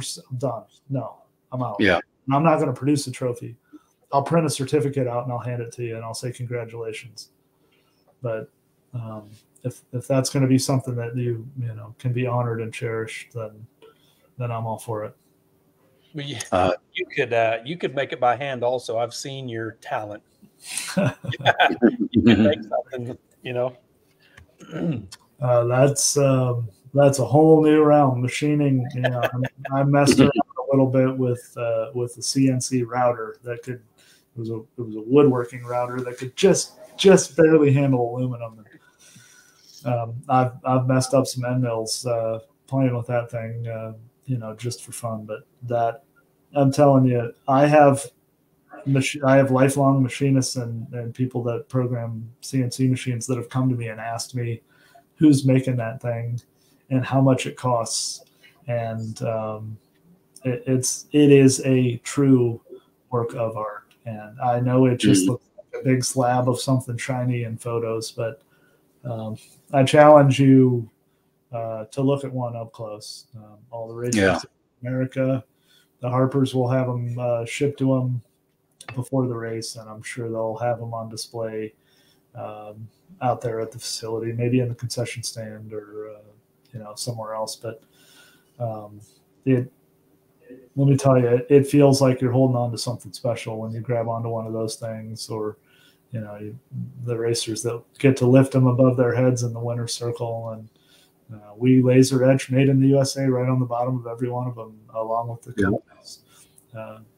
Prographic Ink and Reality Machine, the people that are behind it, I want them to be able to put their name on it and be proud of it. I actually got to drive to New York and see the first one that was ever produced as, you know, to be given to a racer. And it was an honor. And I think it went over really well. Unfortunately, that race was rained out, so I didn't get to see it handed out. It was won at a makeup date, but I saw the prototype. I saw the digital designs. I saw the prototypes. I saw images of it. I saw some of the toolpath work that went into it, because there were 3 or 4 different designs for the toolpaths. But seeing the first one that actually had all the finishing touches on it and the laser etching, it brought me to tears. It's a really special deal. That's cool. Yep. That is cool. Well, lucky enough to see it in person. I agree. I just hope we can win one. We'll see. Yeah, just save the, the racetrack as the middle guy. I'll shoot you my address. Just ship it over here in October. Sure. There you go. Yep. There you go. There have been a lot of, I've had emails from people that run other series and that want to give away the trophy. Like, you can buy a Wally and you can buy an Ironman on eBay. You can find the people that produce these things, and you can, unfortunately you can get them secondhand, but yeah, they are, Gotcha. This is, I'm glad it's becoming something special, and it's going to have to build some prestige. It's, it's sure a long way to go to live up to the standard of a drag racing trophy to be proud of. But as a piece of work and as a piece of art, it's, we hit the ball out of the park. Cool. Very cool. Well, Gary, just on my list over here, I'm looking pretty good. I've been watching the comments. I don't know if you have anything else going on there, but I did want to say real quick, just like, where could I go? If you can put that ticker up for some more information there for the website as it goes across. Right there. There it is. So racewdra.com or Facebook_WDRA. Nice. We just actually started our YouTube page. So there you go. Johnny, why don't you've been open for a year? Why don't you sell a t-shirt online? Well, we're a year and so many months in, and we finally have a YouTube channel. There's only one video up on there as of right now that I know of. Maybe what we need to do is go back and harvest some of the podcasts that we've done and put them on that YouTube channel. So maybe this will be a video to go on there in the future. But the video that's up on our YouTube channel is the video that we worked so hard to play at the banquet. And that was, it was a shot and produced video that we did at our world finals. And it's a hype piece. And it just kind of gives some nitty gritty. So that's another one. If anybody is on YouTube, search for World Drag Racing Alliance. I think you have to spell it out to find it. But that video is up there. That was the banquet. If anybody wants to watch that again or pass it around. Okay, good. Looks like Mrs. Harper just has a little shout out. If any local needs help with their license, just give me a call. Happy to help. So just kind of a little shout out there. There you go. Gary is, she's an expert. She has been a proponent of ours since we started this thing, even when she couldn't support us, her and Harper. And she wants to know the ins and outs before she has to handle it. And we've been through a number of her racers, and we've talked her through it. But let's face it, all she's doing is filling out the drop-down questionnaire that's on the Trackside app. You don't need anyone's help to do this. If you don't have access to the internet, or you don't have a computer, and you don't feel comfortable doing it on your cell phone, call Gary. She will sit next to you, and she will ask you all the questions, and she will type it in. And she's going to make up a username and password for you if you think they are going to come after you if they know it. But she's been a lot of help, and I know that we've processed a number of Mid-America racers through the work that Gary's done. And nice. we're more than willing to help. It's great to have someone local be a cheerleader and be very knowledgeable for us. So thanks, Gary. Perfect. So just kind of coming to a close here, we'd like to give it back to Johnny here for any last thoughts, final comments, or any kind of thing. Looks like, and then we'll kind of do our sign off here. So floor is yours, Johnny. Anything else you'd like to say? There's a wave coming, and behind that wave is a bunch of guys and gals that are kicking and screaming, and we're making that wave by doing things that are the right way to do things in this industry. And we're making decisions based on how they affect people and not how they affect the pocketbooks of the big corporation anymore. And it's humbling to see the response that this industry has had. And we're not going to get big heads over how fast we grow. We're going to make sure that our growth is aligned with the services that we can provide. And proud to work with the people that I work with. Proud to have the partners in the alliance, or sponsors, if you will, that we work with. And I think maybe before we went online here, somebody asked me about how many racetracks we have, and the number of racetracks that we have is I'm going to take it out of numbers, and I'm going to say I have every important racetrack there is, because those racetracks are the lifeblood of our industry. And if they can't stay open on a day in and day out basis, then you guys can't go heads up racing. And right. The drag and drive guys, don't have one of their stops, and the nostalgia fuelers don't have a place to go do a cackle fest, and the kids don't have a place to get off the street. It is all about keeping these drag strips open. That's going to be where our effort lies. The ones that want to get on board with us and help change this industry from the inside out, we'll have you. And if you don't, more power to you. I don't want racetracks, and I don't want racers that don't want to be here. So by all means, you guys have an audience of racers that are not a traditional bracket racing crew that go to Mid-America Dragway, and there are a number of hopefully racetrack owners and operators throughout this industry that are moving in the WDRA that get an opportunity to watch this podcast and think the same thing. If there's a question from a racer about why do I need to join the WDRA, why did the racetrack need to join the WDRA, if you don't have an answer to that, call me. Tell the racer to call me. I will figure out what it takes to make that racer happy, and if I can't, then I'm going to figure out why not. Because what we're doing from the inside out is to benefit the racetrack owner, operator, and the racer. And if you're not seeing that, I'm not doing my job in explaining it correctly. So happy to be here. Happy to have the platform. I appreciate you guys giving me the opportunity.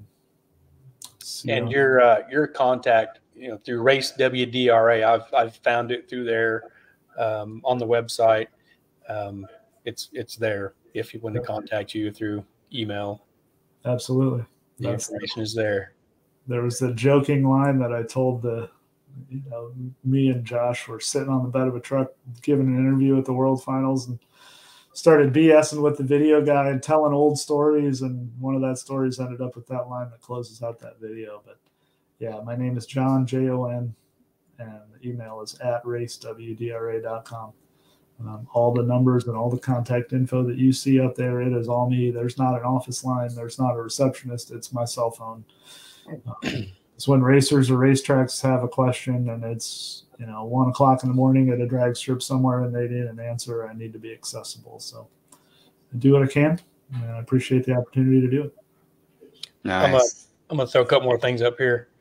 Cody Spears says, "Merry Christmas, guys. Happy to be a WDRA member. Welcome aboard Mid-America Dragway." From Cody Spears. Thanks, Cody, great cheerleader for us, great racer. Yes. And this is about, and I can add to this also. Chris Paget says, "Gary Harper, can I just transfer all mine to WDRA and just ditch the idea of NHRA?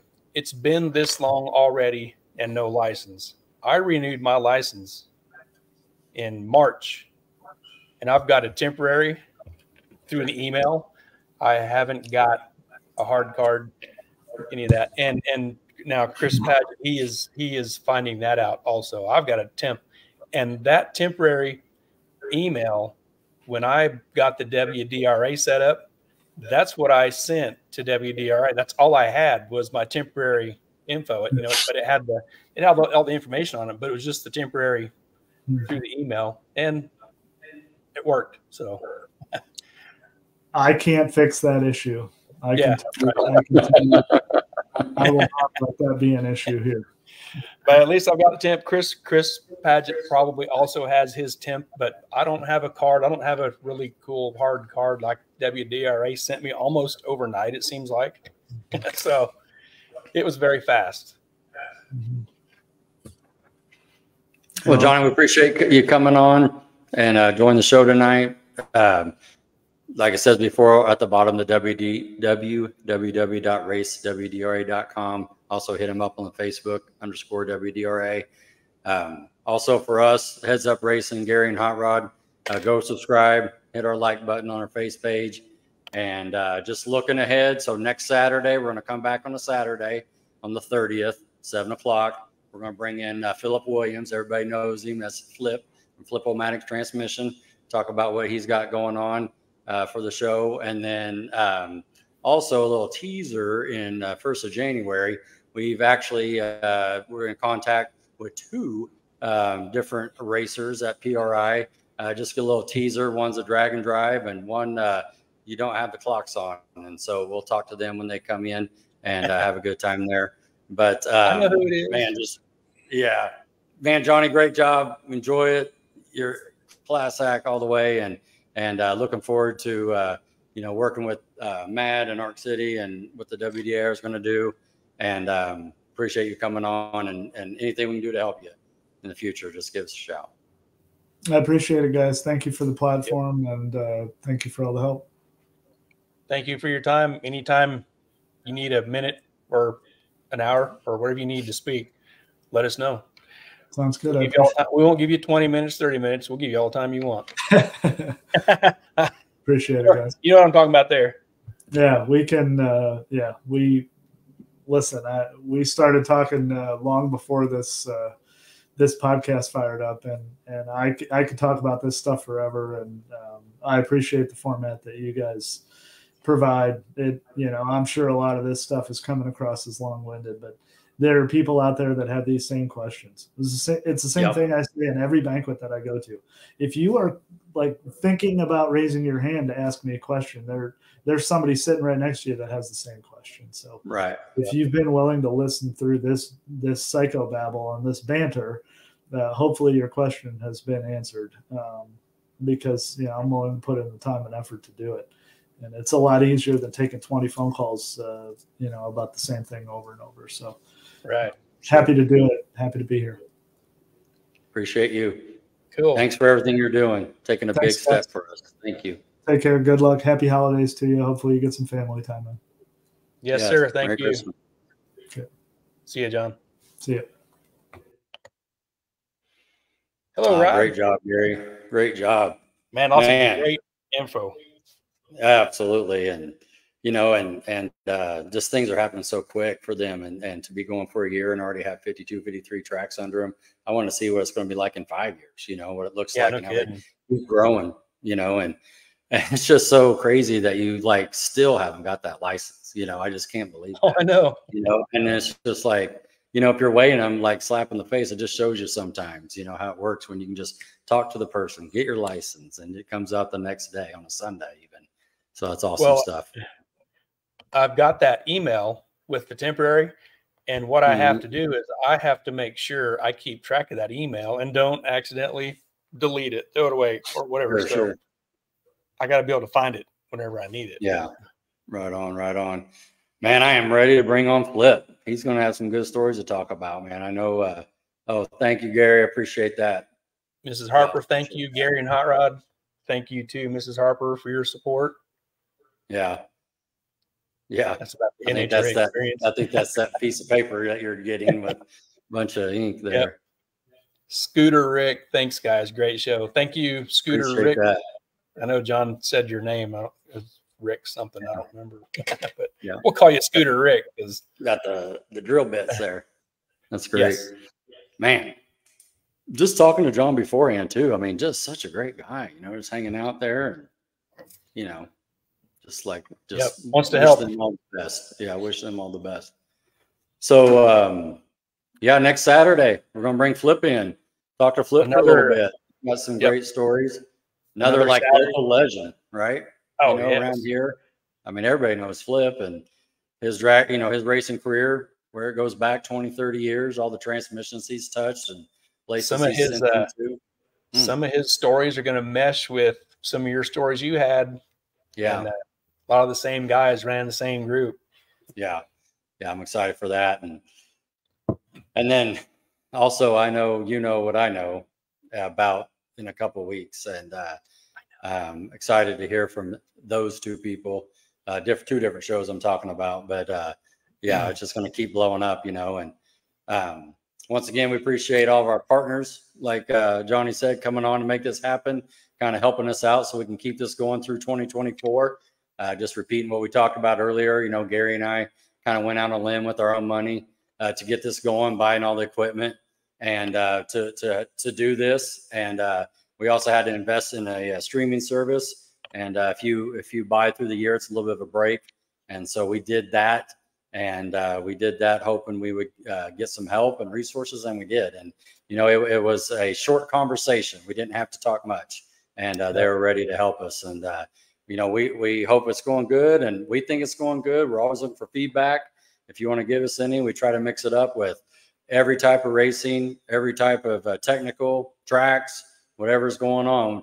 You know, our mission statement is this: we want to be a platform for the drag racing community, just for information, going back and forth. That's all we want to do, and keep this going. So, so that's all I got for tonight, Gary. I don't know if you got anything else, but I'm feeling pretty good. That was a great show. Yeah, and I know you're going to remember this, but like this was the eve of Christmas Eve, and that's right. It was technical. It was racetrack, organization related. Sure.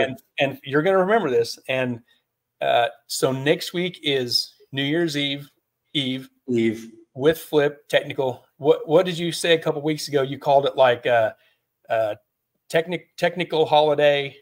Yeah, sure. You had a really cool term how you said it. This is the technical holiday podcast or something. Podcast. Yeah, I remember that. Holiday technical series or something like that.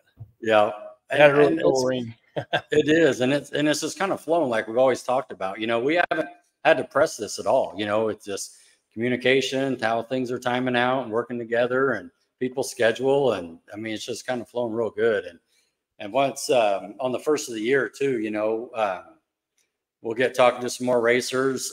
You know, when the No Prep series gets going at Mid-America, we're going to bring some No Prep racers on and talk to them. We got a lot of local No Prep racers, and I'm talking right now to people on, and I still need to get a hold of them, you know, but I know they want to come on, and we'll also be bringing on Al and Terry from Titans of 10-5. So Larry, thank you.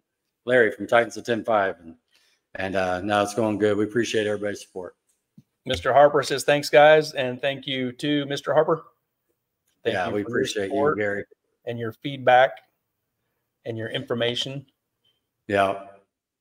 Mark Westmoreland is here, I think, every show we do. And he always has things to say. Yeah. I appreciate you, Gary and Rod. Merry Christmas to you and your families, guys. And Merry Christmas to you, Mark, and your family. Merry Christmas. Very good. Yep. Very good. Christmas. All right. Merry Christmas to you, Gary. Hey, Merry Christmas to you, Rod. All right. God, that's just a couple days away. Wow. It is. You better get your Christmas shopping done. You got your presents wrapped. Yeah, I'm good. All right. I got my wrapper wrapping. There you go. There you go. All right. Sounds good, Gary. We'll talk to you soon. All right. See you, everybody. Thank you. See you Saturday. Come back for an awesome show with Flip. Yep. January 30th, 7 p.m. What? January 30th. Yep. You said January. It's December. December 30th. You said January. You said January. Wait a second. I got to adjust my calendar. December 30th, 7 p.m. Thank you. Good catch. A week from today. Right on. All right. Well, we're on vacation. We're going to get days lost. It doesn't matter. Ain't that the truth? All right.